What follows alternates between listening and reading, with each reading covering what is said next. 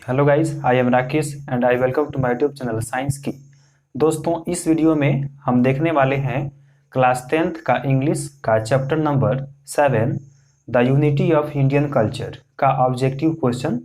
दोस्तों, first question है who is the writer of the unity of Indian culture, यानी कि the unity of Indian culture के लेखक कौन है।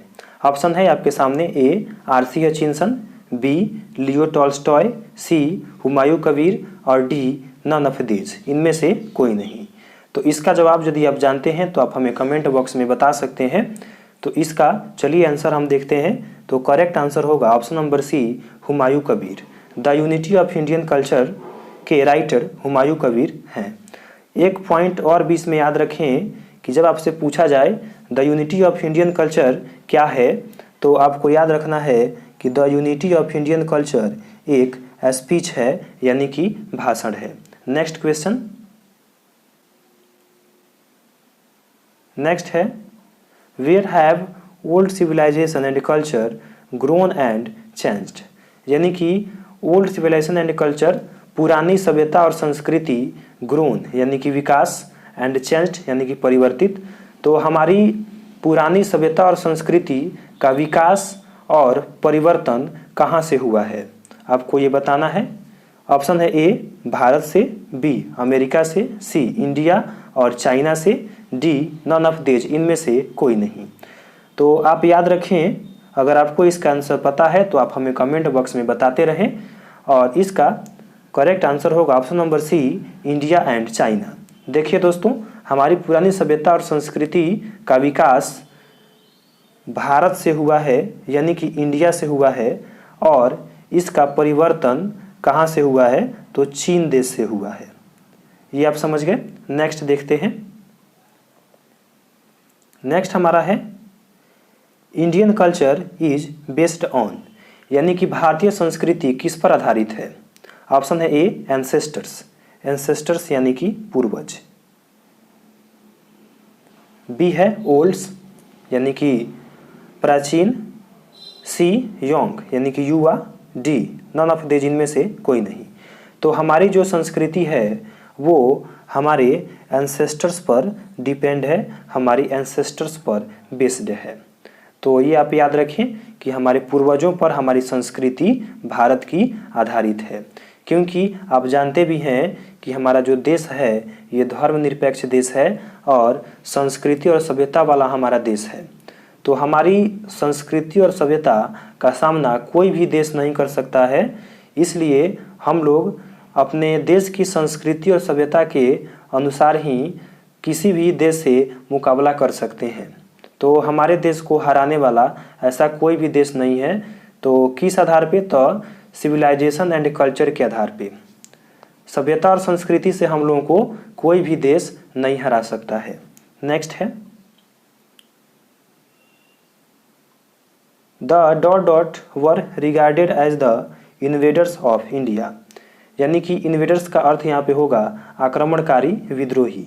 तो भारत में जो आक्रमणकारी आए थे वे कहाँ से आए थे, वे कौन थे। ऑप्शन है ए ग्रीक थे, बी भूटानी, सी आर्यन और डी नन ऑफ दीज, इनमें से कोई नहीं।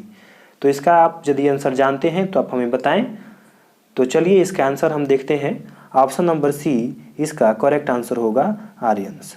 देखिए दोस्तों, ये जो आर्यंस लोग थे यही भारत के आक्रमणकारी लोग थे। नेक्स्ट है the pre Aryans built up a new dot dot, यानी प्री आर्यंस यहाँ पे समझना है।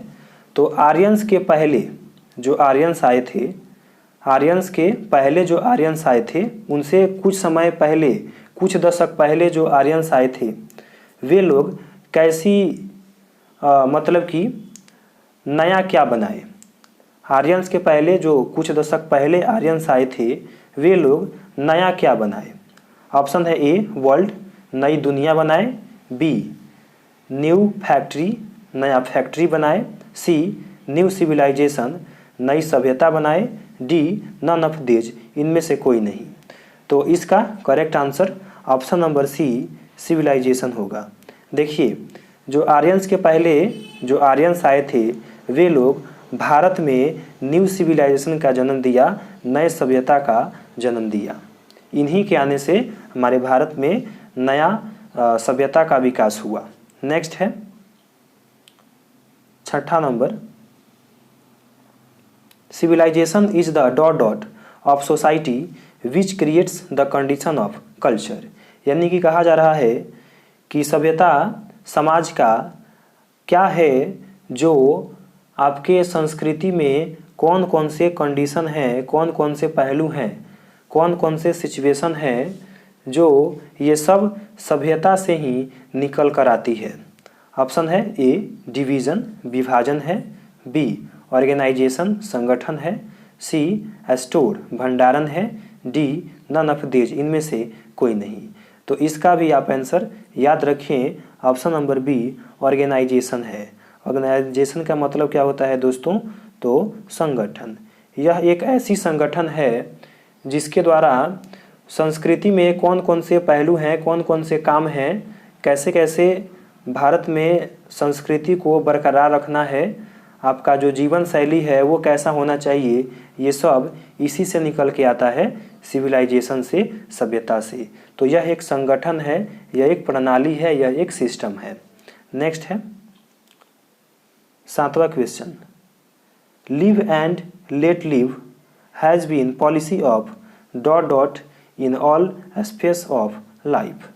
यानी कि यहाँ पे समझना है कि लिव एंड लेट लिव यानी कि जियो और जीने दो, यह जो पॉलिसी है ये पूरे जीवन शैली के लिए, पूरे लाइफ जो पूरा हमारा जीवन सर्किल है उस जीवन सर्किल के लिए ऐसा कौन सा देश है जो इस पॉलिसी के द्वारा अपना जीवन यापन करता है?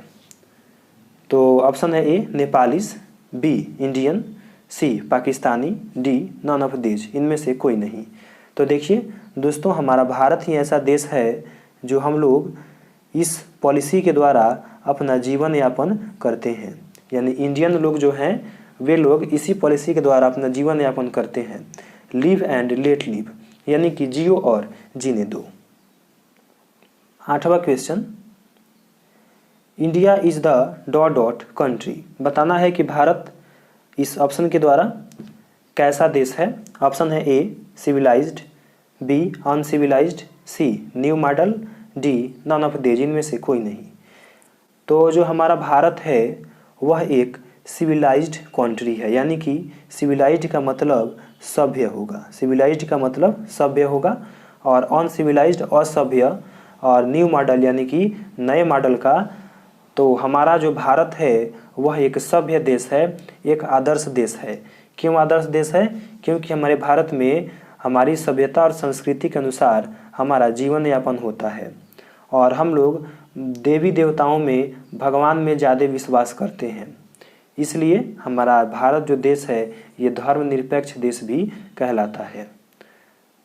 नेक्स्ट है दोस्तों, thousands year ago we were dot dot यानी कि हजारों साल पहले हम लोग क्या थे? हजारों साल पहले हम लोग क्या थे? ऑप्शन है ए सिविलाइज्ड सभ्य थे, बी अनसिविलाइज्ड असभ्य थे, सी न्यू मॉडल नए मॉडल में थे, डी नन ऑफ दीज इनमें से कोई नहीं। तो इसका आंसर होगा ऑप्शन नंबर बी अनसिविलाइज्ड।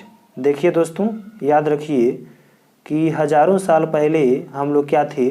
असभ्य थे। हमें किसी भी चीज़ का ज्ञान नहीं था, कोई भी चीज़ की हमें जानकारी नहीं थी, क्योंकि हमारे जो पूर्वज लोग थे वो लोग एक समझें तो एनिमल्स के जैसा थे, एक जानवर के जैसे थे हजारों साल पहले। तो उस समय उन लोगों में कुछ भी अनुशासन, कुछ भी उनमें की नैतिकता नहीं था। तो इसलिए उस समय हम लोग हजारों साल पहले अनसिविलाइज्ड थे, असभ्य थे। नेक्स्ट है, what is the opposite of word modern. ये एक बिल्कुल ही सिंपल क्वेश्चन है कि मॉडर्न का विलोम आपको बताना है। मॉडर्न का मतलब होता है नया, तो नया का आपको उल्टा बताना है। नया का उल्टा क्या होता है? ऑप्शन है ए एंशिएंट यानी कि प्राचीन, बी ओल्ड यानी कि प्राचीन, सी बोथ दोनों, डी नन ऑफ दीज इनमें से कोई नहीं। तो आप इसका करेक्ट आंसर कर सकते हैं ऑप्शन नंबर सी बोथ। यानी कि मॉडर्न मीन्स नया, तो नया का उल्टा क्या होता है, तो पुराना। एंशिएंट और ओल्ड दोनों का अर्थ होता है प्राचीन, पुराना। तो correct answer option number C होगा बोथ, दोनों। नेक्स्ट क्वेश्चन है China has dot dot but India has dot dot. पूछा गया है कि चाइना के पास क्या है और इंडिया के पास क्या है। तो देखिए चाइना के पास ए टेक्नोलॉजी, मनी, यानी कि चाइना के पास टेक्नोलॉजी है, इंडिया के पास मनी है। बी चाइना के पास गोल्ड है, यानी कि सोना है, इंडिया के पास सिविलाइजेशन है, सभ्यता है। सी चाइना के पास न्यू टेक्नोलॉजी है और इंडिया के पास सभ्यता है। डी इनमें से कोई नहीं। तो इसका correct answer option number C new technology and civilisation, यानी कि चाइना के पास न्यू टेक्नोलॉजी है और भारत के पास सिविलाइजेशन है। हम लोगों के पास सभ्यता है और चाइना के पास नया नया टेक्नोलॉजी है। नेक्स्ट है दोस्तों, नेक्स्ट और इस चैप्टर का लास्ट क्वेश्चन है India believe in dot dot but European doesn't believe in dot dot. यानी कि जो भारतीय हैं, जो भारत है, वह किस में विश्वास करता है और यूरोपियन जो लोग हैं वे किस में विश्वास नहीं करते हैं। यानी कि भारत के लोग किस में विश्वास करते हैं और यूरोप के लोग किस में विश्वास नहीं करते हैं। ऑप्शन है ए गॉड गॉडलेस, यानी कि भारत भगवान पे विश्वास करता है और जो यूरोप है वो गॉडलेस है। बी भारत गाय पे विश्वास करता है, यूरोप ऑक्स यानी कि बैल पे विश्वास करता है। सी है भारत ओल्ड पाथ पे विश्वास करता है, यूरोप न्यू पाथ पे विश्वास करता है। और डी इनमें से कोई नहीं। तो इसका correct answer option number A होगा गॉड और गॉडलेस। यानी कि जो भारत है वह देवी देवताओं पर, भगवान पर ज़्यादा विश्वास करता है, लेकिन जो यूरोपियन लोग हैं वो लोग गॉड पे यानी कि भगवान पे कम विश्वास करते हैं, कर्मों में ज़्यादा विश्वास करते हैं। तो दोस्तों इस प्रकार हमारा ये the unity of Indian culture का ऑब्जेक्टिव क्वेश्चन कंप्लीट हुआ। अगर आपको यह वीडियो पसंद आया हो तो वीडियो को लाइक करें, शेयर करें और चैनल को सब्सक्राइब